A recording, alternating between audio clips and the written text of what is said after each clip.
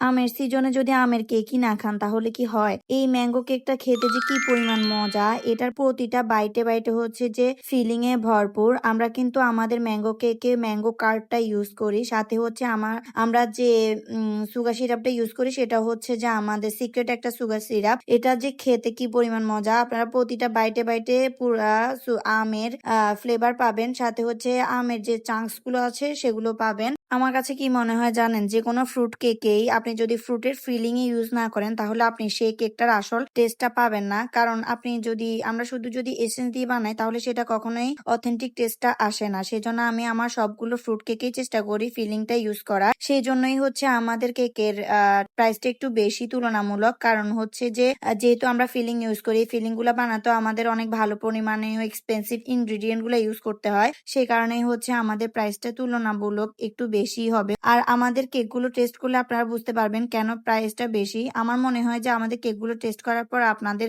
বেশি প্রাইস দিয়ে যে কিনেছেন সেটা হচ্ছে ফিল হবে না, মনে হবে যে অর্থিত। কারণ হচ্ছে যেহেতু প্রতিটা বাইটে বাইটে আপনারা ফ্রুটের ফিলিং পাবেন, সো এটা অর্থিত হয়ে যাবে। এই কেকটা কিন্তু আমরা 1.5 পাউন্ডের নিচে অর্ডার নিব না, কারণ ক্রাম কোট করার পরে এই কেকটা 1 পাউন্ড ক্রস করে গিয়েছে। ফাইনাল ফিনিশিং এর পর 1.5 পাউন্ড প্লাস হয়ে যাবে।